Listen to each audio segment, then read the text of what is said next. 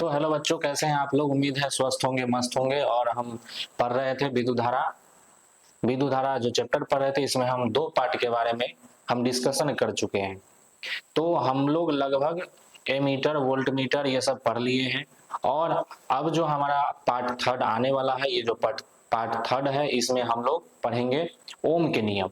और ओम के नियम के बाद जो जितने भी टॉपिक आएंगे उन सभी के बारे में डिस्कशन करेंगे।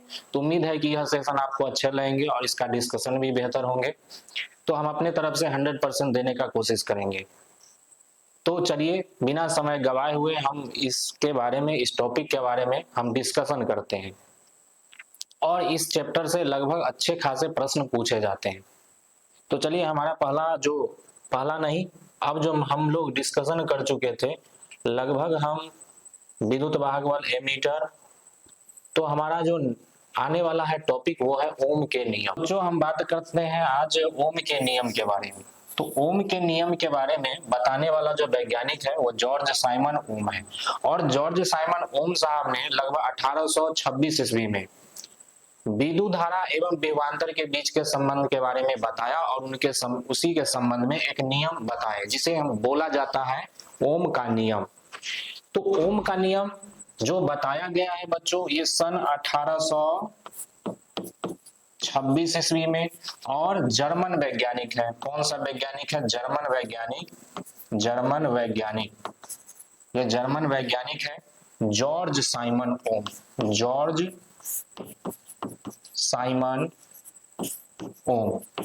और जॉर्ज साइमन ओम ने क्या बताए हैं? तो जॉर्ज साइमन ओम ने विद्युत धारा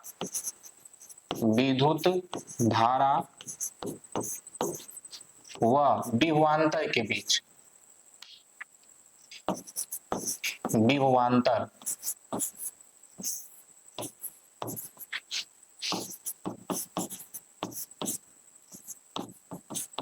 के संबंध के बारे में एक नियम का प्रतिपादन किए।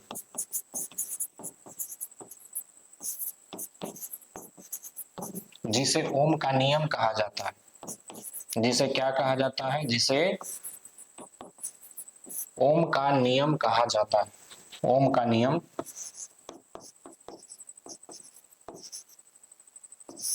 कहा जाता है। अब ये तो इसका इंट्रोडक्शन हो गया।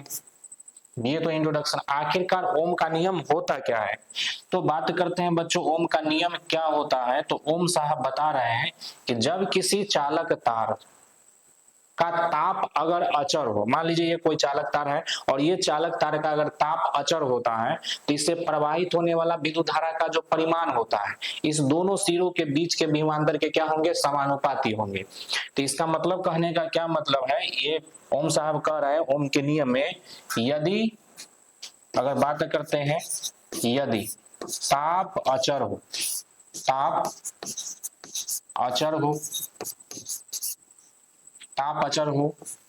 तो किसी चालक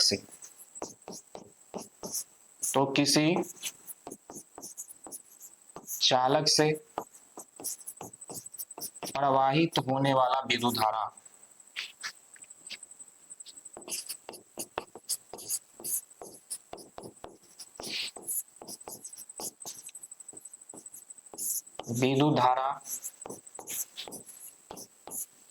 का प्राबल्य इसके सिरों के बीच के विभवांतर, सिरों के बीच के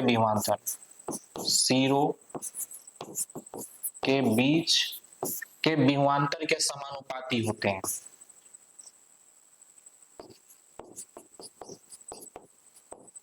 विभवांतर के समानुपाती होते हैं।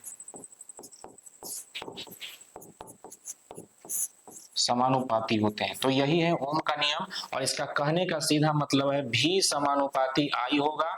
और भी समानुपाती आई, जब हम यहाँ पर से समानुपाती का चिन्ह हटता है तो एक कांस्टेंट आता है, अर्थात यहाँ पर एक कांस्टेंट आएगा जिसका नाम होगा आर। आर का मतलब होता है प्रतिरोध। तो यही है ओम का नियम। और ओम के नियम में कहा गया, और ये इंपॉर्टेंट है आपके बोर्ड एग्जाम के लिए, तो बोर्ड एग्जाम में जब पूछा जाएगा ओम के नियम को लिखे, तो इतना नहीं लिखना है, बस इतना लिखना है, यदि ताप अचर हो तो किसी चालक से प्रवाहित होने वाला विद्युत धारा का प्राबल्य जो होते हैं उसके सिरों के बीच के विभवांतर के समानुपाती होते हैं, अर्थात भी समानुपाती आई। और इसका मतलब क्या होता है, V बराबर आई आर, जहां पर आर क्या है, नियतांक है जिसे प्रतिरोध कहा जाता है। तो हम इसके बारे में हम पढ़ेंगे कि आखिरकार प्रतिरोध होता क्या है। और अगर इसमें देखें तो V का मतलब विभवांतर है, I का मतलब विद्युत धारा है, और R का मतलब प्रतिरोध है। तो आप इसका स्क्रीनशॉट ले सकते हैं। तो देखिए हमारा नेक्स्ट टॉपिक है प्रतिरोध। प्रतिरोध का मतलब क्या होता है, प्रतिरोध क्या होते हैं, तो देखिए प्रतिरोध का मतलब होता है अवरोध, और ये होते हैं चालक में। तो किसी चालक का वह गुण जो अपने अंदर प्रवाहित होने वाले विद्युत धारा का विरोध करता है, उसी को क्या बोलते हैं, प्रतिरोध कहते हैं। तो प्रतिरोध के बारे में हम लिख सकते हैं, प्रतिरोध क्या होता है, तो हम लिख सकते हैं किसी चालक का, किसी चालक का वह गुण, या किसी पदार्थ का भी हम बोल सकते हैं, चालक की जगह पर यहाँ पर बात करते हैं पदार्थ का, तो किसी पदार्थ का वह गुण जो अपने अंदर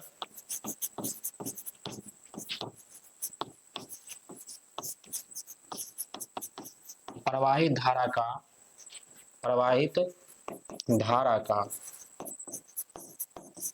विरोध करती है।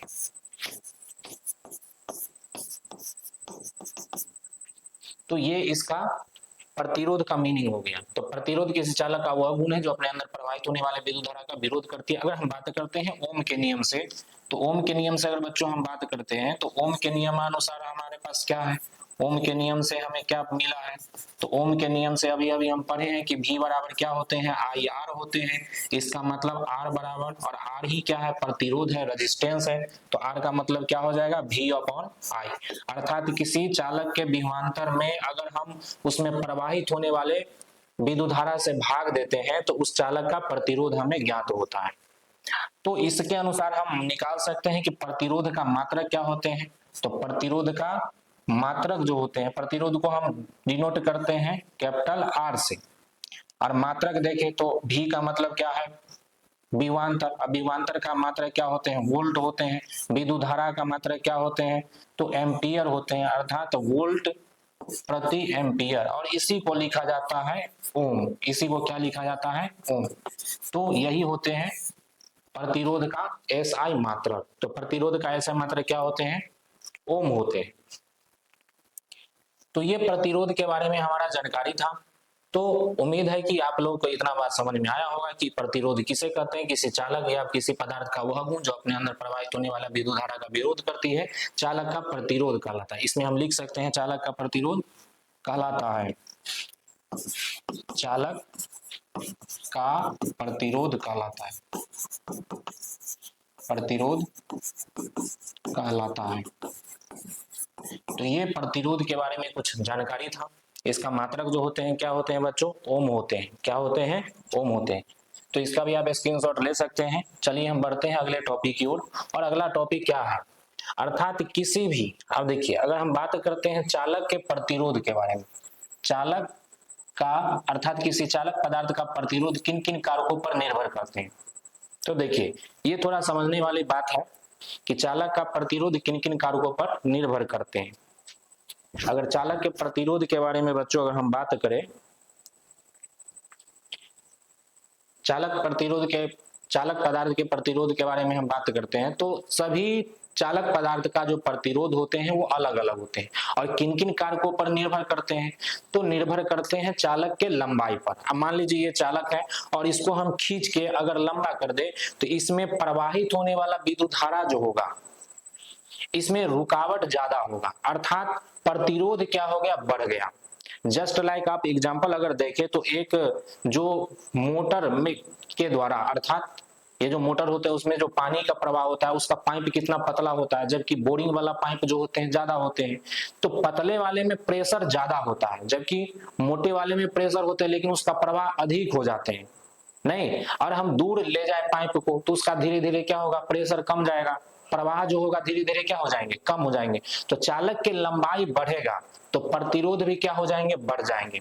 तो हमारा पहला पॉइंट होगा, ये देखिए ये ऊपर नीचे हो गया है, तो पहला पॉइंट है चालक की लंबाई पर, चालक पदार्थ का प्रतिरोध उस चालक पदार्थ के लंबाई बढ़ने पर बढ़ता है।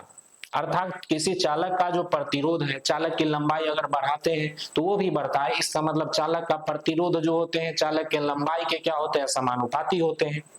यदि चालक का प्रतिरोध R हो, चालक का प्रतिरोध क्या हो बच्चों, R हो, चालक का प्रतिरोध R हो तथा उसकी लंबाई अगर स्मॉल l हो, तो हम लिख सकते हैं R is directly proportional L, और इसे हम मान लेते हैं फर्स्ट। ये तो पहला पॉइंट हो गया। दूसरा पॉइंट का अगर हम बात करते हैं तो चालक का जो प्रतिरोध है उस चालक पदार्थ के अनुप्रस्थ काट के क्षेत्रफल पर भी निर्भर करते हैं। तो किस पर निर्भर करते हैं, तो हमारा दूसरा पॉइंट यह है चालक के अनुप्रस्थ काट के क्षेत्रफल पर निर्भर करते हैं। तो बच्चों हमें अभी एग्जांपल देखे हैं कि एक मोटर वाला पाइप है और दूसरा क्या है, बोरिंग वाला पाइप है। अब देखा जाए तो एक का जो एरिया होता है, एक का जो अनुप्रस्थ काट का क्षेत्रफल होता है ये कितना कम है, जबकि तुलनात्मक अगर बात करें तो बड़ा पाइप है तो इसका क्षेत्रफल क्या होगा, ज्यादा। तो इसमें प्रवाहित जो पानी है, अर्थात पानी के जैसा अगर धारा है तो इसमें कम प्रवाहित होगा, जबकि इसमें क्या होंगे, ज्यादा प्रवाहित होंगे। मतलब ज्यादा प्रवाहित हो रहा है तो विद्युत धारा का विरोध कम हो रहा है। इसका सीधा मतलब है बच्चों, इसका सीधा मतलब क्या है, तो चालक के अनुप्रस्थ काट का जो क्षेत्रफल होते हैं, क्षेत्रफल अगर बढ़ेगा तो प्रतिरोध क्या हो जाएंगे, घटेंगे। मतलब इस दोनों के बीच का संबंध कैसा होता है, व्युत्क्रमानुपाती कर्मानुपाती। तो इसको हम बोल सकते हैं कि देखिए चालक पदार्थ के अनुप्रस्थ काट के क्षेत्रफल बढ़ने पर उस चालक का प्रतिरोध घटता है, अर्थात चालक पदार्थ का प्रतिरोध उसके अनुप्रस्थ काट के क्षेत्रफल के व्युत्क्रमानुपाती होते हैं। क्या होते हैं, व्युत्क्रमानुपाती होते हैं। अगर देखा जाए यदि चालक का प्रतिरोध R हो तथा अनुप्रस्थ काट का क्षेत्रफल कैपिटल A हो तो हम क्या लिख सकते हैं, तो R is inverse directly proportional 1/A। ये सेकेंड हो जाएगा, सेकेंड उल्टा पलटी थोड़ा हो गया है, ऊपर नीचे हो गया है। तो ये पहला था, ये दूसरा, और कोई बात नहीं, इसे भी पहला मान लेते हैं, इसे दूसरा मान लेते हैं, कोई दिक्कत नहीं है। तो लंबाई के क्या होते हैं, समानुपाती, जबकि अनुप्रस्थ काट के क्षेत्रफल के क्या होते हैं, व्युत्क्रमानुपाती होते हैं। तो हम दो समीकरण, दो थॉट को देखें। पुनः अगर हम बात करते हैं आगे तो देखिए चालक पदार्थ की प्रकृति पर, अर्थात अलग अलग चालक पदार्थ का प्रतिरोध क्या होते हैं, अलग अलग होते हैं। सबसे जो विद्युत के सुचालक होते हैं सबसे अधिक वो होते हैं चांदी, जबकि अगर हम बात करते हैं लोहा तो उसमें प्रवाहित विद्युत धारा का मान क्या होता है, कम होता है। कॉपर में क्या होंगे, लोहा की अपेक्षा ज्यादा होंगे, नहीं, और सबसे अधिक किसमें होते हैं, तो चांदी में होते हैं। तो इसका सीधा मतलब है कि अलग अलग पदार्थ का प्रतिरोध क्या होते हैं, अलग अलग होते हैं। तो इसी के बारे में लिखा गया है कि चालक पदार्थ का प्रतिरोध चालक के पदार्थ पर निर्भर करते हैं, अर्थात अलग अलग चालक पदार्थ का प्रतिरोध अलग अलग होते हैं। तो उपयुक्त कथना के अनुसार हम किसी चालक का प्रतिरोध क्या होगा, तो अभी अभी हम समीकरण प्राप्त किए हैं कि R is directly proportional L और R is inverse directly proportional 1/A। ये समीकरण सेकंड। अगर देखा जाए बच्चों, अगर समीकरण फर्स्ट और सेकंड को समीकृत किया जाए, समीकरण फर्स्ट तथा सेकंड को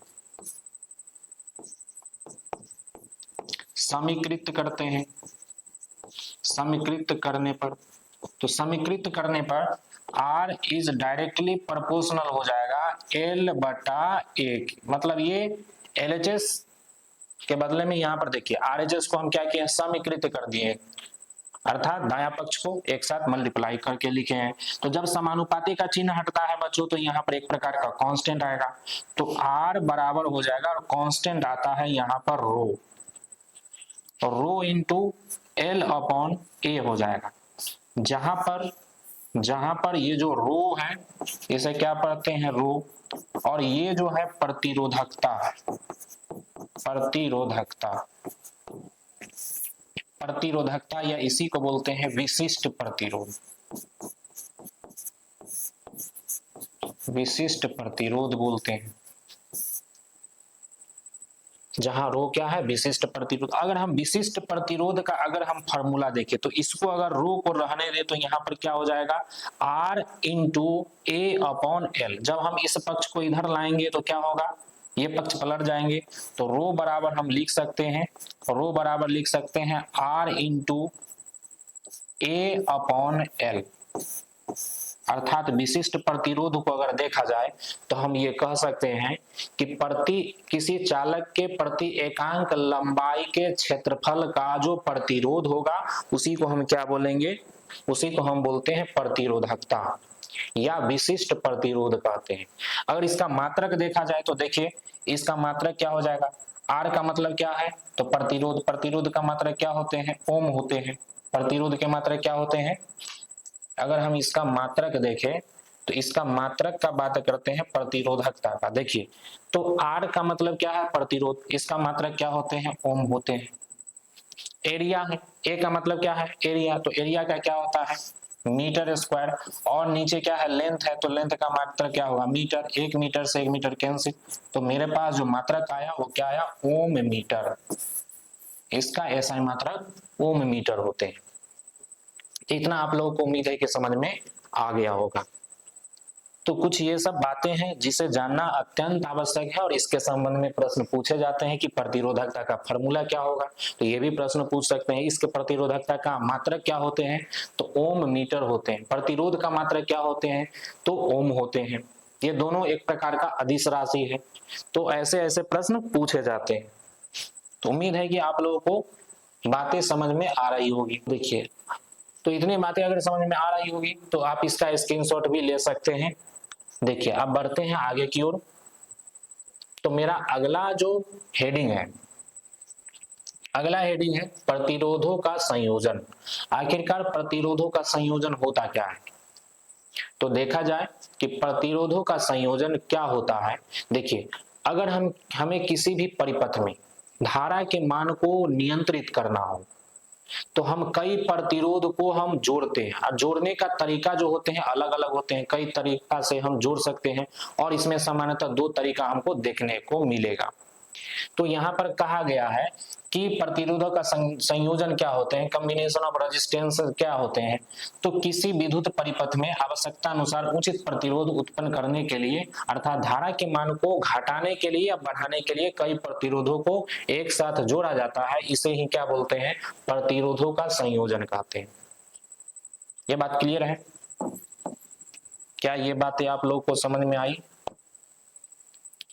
कि किसी भी परिपथ में धारा के मान को नियंत्रित करने के लिए, अर्थात धारा के मान को बढ़ाने के लिए नहीं तो घटाने के लिए हम कई प्रतिरोध को क्या करते हैं, आपस में जोड़ते हैं। आपस में क्या करते हैं, जोड़ते हैं। इसी को हम क्या बोलते हैं, प्रतिरोधों का संयोजन।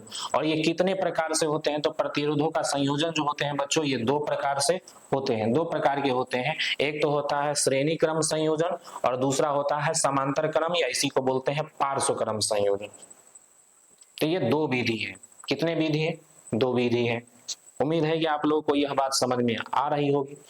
तो आप इसका स्क्रीनशॉट ले सकते हैं। चलिए हम बढ़ते हैं, इसके बाद हम पढ़ते हैं बारी बारी से कि श्रेणी क्रम संयोजन क्या होते हैं, समांतर क्रम संयोजन क्या होते हैं। आखिरकार समांतर क्रम संयोजन में अगर हम किसी प्रतिरोध को या श्रेणी क्रम में जोड़ेंगे तो उत्पन्न प्रतिरोध उसके तुल्य कितना होगा, तो इसके बारे में हम लोग व्यंजक प्राप्त करेंगे। तो चलिए हम देखते हैं अगला टॉपिक। देखिए तो मेरा अगला टॉपिक है श्रेणी क्रम संयोजन। आखिरकार श्रेणी क्रम संयोजन क्या होते हैं। देखिए जैसे आप लोग देखे होंगे, जैसे मानव श्रृंखला, या मान लीजिए आप स्कूल जाते हैं तो स्कूल जाने के क्रम में जब चेतना सत्र होते हैं तो एक तो बच्चे जो प्रार्थना करते हैं, नहीं जो चेतना सत्र में सम्मिलित होते हैं, एक तो रो में अर्थात खड़े होते हैं, नहीं एक के पीछे एक के पीछे एक के पीछे दूसरा इस तरह से, और एक क्या होते हैं बगल में और उसके बगल में खड़े होते हैं। और मान लीजिए कि प्रार्थना कराने वाला व्यक्ति जो है वहां पर जो छात्र है, छात्र हो या छात्राएं हो, नहीं तो उसको देखा जाए तो एक खड़ा है मान लीजिए तो उसके बाएं साइड में या दाएं साइड में होगा या उसके बाएं साइड में होगा। तो इस क्रम में अगर मान लीजिए कोई खड़ा है तो पहले व्यक्ति का अगर हम देखें तो पहले व्यक्ति का बायां बायां हाथ, और इसके बगल में अगर कोई व्यक्ति खड़ा है तो उस व्यक्ति का फिर क्या होगा, दायां हाथ। इस प्रकार से जोड़ दिया जाए। जैसे हैंडशेक, मान लीजिए हैंडशेक नहीं, जैसे मान लीजिए यहाँ पर चेतना सत्र हो रही है और यहाँ पर कई व्यक्ति खड़ा है, ये देखिए, और यहाँ पर हम 3 व्यक्ति लिए। मान लीजिए कि इस व्यक्ति का ये हिस्सा जो है इधर वाला है लेफ्ट, इधर है ये राइट, ये लेफ्ट है ये राइट है, ये लेफ्ट है और ये राइट है। तो यहाँ पर देखा जाए कि पहले व्यक्ति जो है, ये पहला व्यक्ति है, तो पहले व्यक्ति का राइट हैंड और दूसरे व्यक्ति का लेफ्ट हैंड आपस में जोड़ दिया जाए इस प्रकार से। पुनः दूसरे व्यक्ति का राइट हैंड और तीसरे व्यक्ति का लेफ्ट हैंड जोड़ दिया जाए, और आगे भी इसी क्रम में जोड़ दिया जाए या जुड़ा हो, तो ऐसे संयोजन जो होगा वो क्या होगा, सीरीज कॉम्बिनेशन होगा। इसी को बोलते हैं श्रेणी क्रम संयोजन। सेम ऐसा ही लॉजिक होते हैं प्रतिरोध में। और थोड़ा सा अगर हम देखें और प्रतिरोध में देखें, तो प्रतिरोध में अगर हम देखते हैं बच्चों, प्रतिरोध में एक बात और इसमें देख लीजिए कि प्रतिरोध का जो संकेतन होते हैं, इसका जो संकेतन होते हैं, अगर आप स्क्रीनशॉट लिए होंगे तो वहां पर एक पॉइंट ऐड कर सकते हैं। तो प्रतिरोध का जो संकेतन होता है ये इस प्रकार से होता है, हार्ट बीट जैसा। ये होते हैं संकेतन। ये क्या होते हैं, ये संकेतन है नहीं। तो इस प्रकार से हम संकेत करते हैं, डिनोट करते हैं, ये एक प्रकार का प्रतिरोध है। इस प्रकार से जैसे अगर मान लीजिए परिपथ में सेल जुड़ा हो तो सेल का संकेतन जो होगा ये इस प्रकार से होगा। अगर ये क्या हो गया, सेल हो गया, ये क्या हो गया, सेल हो गया। हम बात करते हैं बैटरी को, तो कई सेल को आपस में जोड़ा जाता है। जैसे ये देखिए, ये हो गया बैटरी, ये हो गया बैटरी। इसको हम दूसरे पेज में बताते हैं, कहीं पर तो खाली था। यहाँ पर देखिए, थोड़ा हम संकेतन का बात कर लेते हैं। तो प्रतिरोध का जो संकेतन होता है बच्चों, प्रतिरोध का संकेतन हम बात करते हैं, प्रतिरोध है, परिपथ में जो अवयव होते हैं, और इधर क्या है, संकेत। इसका संकेत क्या होता है, संकेतन एक तो अक्षर में होता है, तो प्रतिरोध को कैपिटल आर द्वारा डिनोट करते हैं। इसका संकेतन जो होता है वो चित्रित रूप में इस प्रकार से होते हैं। अगर हम बात करते हैं बच्चों सेल का, तो सेल का जो संकेतन होता है ये एक प्रकार का इस प्रकार से होते हैं। इधर ये बड़ा होते हैं, ये प्लस होते हैं, और ये छोटा वाला माइनस होते हैं। अगर हम बात करते हैं बैटरी का, तो बैटरी में क्या होते हैं, तो बैटरी में बहुत सारे सेल को आपस में जोड़ा जाता है इस प्रकार से, और भी हो सकते हैं। ये हो गया बैटरी हो गया, नहीं एक होता है प्लग कुंजी, प्लग कुंजी एक प्रकार का, ये भी क्या है, स्विच है, प्लग कुंजी। तो प्लग कुंजी का जो संकेतन होते हैं ये इस प्रकार से होते हैं। जब इसमें बूंदा दे दे, एक पॉइंट दे दे, तो ये क्या हो गया, ऑफ हो गया। और एक क्या होते हैं, जब इसमें से हटा देते हैं तो ये क्या हो जाते हैं, ऑन हो जाते हैं। प्लग कुंजी इस प्रकार के स्विच होते हैं, स्विच। तो खुला स्विच, बंद स्विच इस प्रकार से होते हैं स्विच। ये खुला स्विच है, ये खुला वाला। एक बंद वाला भी होते हैं, ये देखिए बंद, तो ये बंद हो गया। नहीं, विद्युत बल्ब का बात करते हैं बच्चों, तो विद्युत बल्ब जो होते हैं, बल्ब का जो संकेतन होता है, बल्ब का, ये बल्ब का संकेतन इस प्रकार से होते हैं परिपथ में। एमीटर भी होते हैं, एमीटर, तो एमीटर का संकेतन इस प्रकार से होते हैं, इसमें ए लिखे होते हैं, प्लस और माइनस। वोल्ट मीटर का बात करते हैं, वोल्ट मीटर, तो वोल्ट मीटर में क्या होते हैं, इस प्रकार से होते हैं, ये भी प्लस और इधर माइनस। तो ये कुछ संकेतन होते हैं। तो चलिए हम देखते हैं, हम पढ़ रहे थे ये, तो हम बता रहे थे कि जब मान लीजिए चेतना सत्र होते हैं और कुछ बच्चे से चेतना सत्र करवा रहे हैं, और कुछ एक तो रो में होते हैं खड़ा, और आगे जो चेतना सत्र करवाते हैं ये एक के बगल में दूसरा खड़े होते हैं, जबकि रो वाला में क्या होते हैं, एक के पीछे इस प्रकार से खड़े होते हैं। तो हमें पढ़ रहे थे श्रेणी क्रम संयोजन। तो श्रेणी क्रम संयोजन में इस प्रकार से हम देखें कि मान लीजिए कोई व्यक्ति एक के बगल में दूसरा है, फिर उसके बगल में दूसरा है, तो इस क्रम में अगर हाथ को जोड़ा जाए तो क्या करेगा, राइट हैंड दूसरे व्यक्ति के लेफ्ट हैंड से, पहला व्यक्ति का राइट हैंड दूसरे व्यक्ति के लेफ्ट हैंड से, फिर दूसरा व्यक्ति के राइट हैंड तीसरे व्यक्ति के लेफ्ट हैंड से जुड़ा हो और आगे भी इसी क्रम में जुड़ा हो, तो ये कॉम्बिनेशन जो कहलाएगा वो क्या कहलाएगा, श्रेणी क्रम संयोजन। तो सेम ऐसा ही लॉजिक होता है प्रतिरोध में। तो देख लीजिए दो या दो से अधिक प्रतिरोध है और इसको इस प्रकार से जोड़ते हैं, तो दो या दो से अधिक प्रतिरोधों का ऐसा संयोजन जिसमें पहले प्रतिरोध का अगर देखें, देखिए पहले प्रतिरोध का दूसरा छोर, ये क्या है, दूसरा छोर है, और दूसरे प्रतिरोध का पहला छोर आपस में जुड़े हो, और दूसरे प्रतिरोध का दूसरा छोर और तीसरे प्रतिरोध का पहला छोर आपस में जुड़े हो और आगे भी इसी क्रम में जुड़े हो, तो ऐसे संयोजन को हम बोलते हैं श्रेणी क्रम संयोजन। तो देखिए यहां पर लिखे हैं कि दो या दो से अधिक प्रतिरोधों का ऐसा समूहन या ऐसा संयोजन जिसमें पहले प्रतिरोध का दूसरा छोर दूसरे प्रतिरोध का पहला छोर, देखिए पहले प्रतिरोध का दूसरा छोर और दूसरे प्रतिरोध का पहला छोर जुड़ गया, पुनः दूसरे प्रतिरोध का, और बात करते हैं दूसरे प्रतिरोध का दूसरा छोर, देखिए दूसरे प्रतिरोध का दूसरा छोर और तीसरे प्रतिरोध का पहला छोर के साथ जुड़ा हो एवं इसी प्रकार आगे भी जुड़े हो, इसी प्रकार आगे भी जुड़े हो, तो ऐसा समूहन या संयोजन को क्या बोलते हैं, श्रेणी क्रम संयोजन कहते हैं। अगर हम बात करते हैं श्रेणी क्रम संयोजन में, तो देखिए इससे प्रवाहित होने वाला विद्युत धारा जो होगा वो सेम होगा, लेकिन इसके बीच का जो विभवांतर होगा वो क्या होंगे, अलग अलग होंगे। इसके बीच का विभवांतर क्या होंगे, अलग अलग होंगे। मान लीजिए V2 हो गया, ये क्या हो जाएगा, V3 हो जाएगा, जबकि प्रवाहित धारा का मान क्या होगा, सेम होगा। तो यही बात को लिखा गया है कि श्रेणी क्रम समूहन में सभी प्रतिरोधों से समान धारा प्रवाहित होती है किंतु विभवांतर का मान अलग अलग होते हैं। क्या इतना बात क्लियर है, इतना बात क्लियर है, उम्मीद है कि क्लियर होना चाहिए। चलिए तो देखते हैं श्रेणी क्रम संयोजन में समतुल्य प्रतिरोध का व्यंजक प्राप्त करना। तो अभी अभी हम पढ़े हैं श्रेणी क्रम संयोजन क्या होते हैं। तो श्रेणी क्रम संयोजन में हम पढ़े हैं, जैसे देख लीजिए कि हम तीन प्रतिरोध को, ठीक है, तीन प्रतिरोध को किसी परिपथ में हम जोड़ रहे हैं।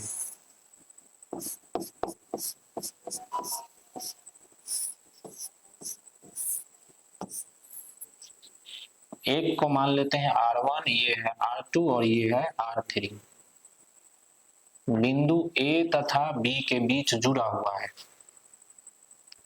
और ये प्लस इधर माइनस, प्रवाहित धारा का जो डायरेक्शन होता है प्लस से माइनस की ओर होते हैं, प्लस से माइनस की ओर, ये है P के अलग पॉइंट।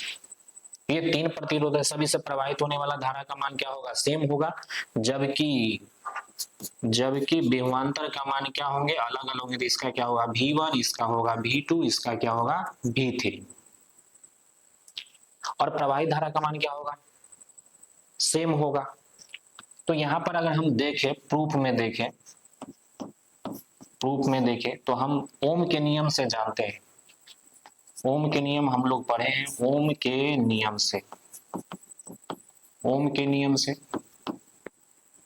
नियम से क्या होता है, V बराबर IR।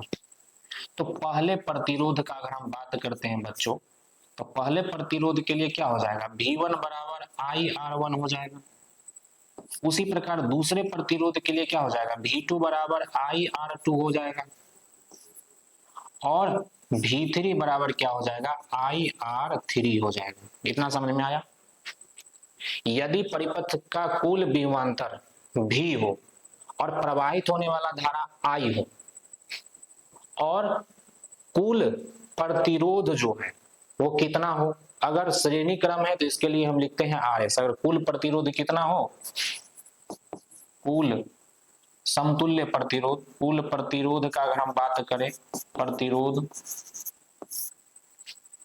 RS व विभवांतर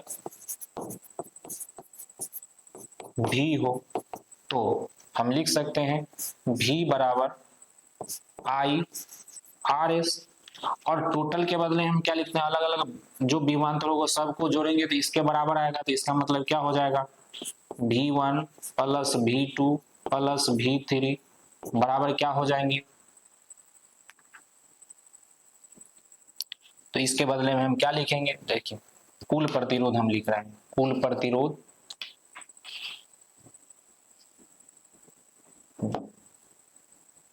तो कुल प्रतिरोध के बदले हम लिख लेते हैं पहले V1 plus V2 plus V3 बराबर क्या हो जाएगा, IR1 plus IR2 plus IR3। तो इस सब के बदले में हम क्या लिखेंगे, इस सब के बदले में हम लिख सकते हैं V बराबर क्या हो जाएगा, I कॉमन आ जाएगा तो क्या आया, R1 plus R2 plus R3, और इसके बदले में हम क्या लिखे हैं, तो कुल प्रतिरोध, कुल विभवांतर भी है और प्रतिरोध कितना है, RS है। तो इसके बदले हम क्या लिखेंगे, तो लिख सकते हैं IRS बराबर क्या है, IR1 plus R2 plus R3। I से I कैंसिल, तो मेरे पास जो प्राप्त हुआ है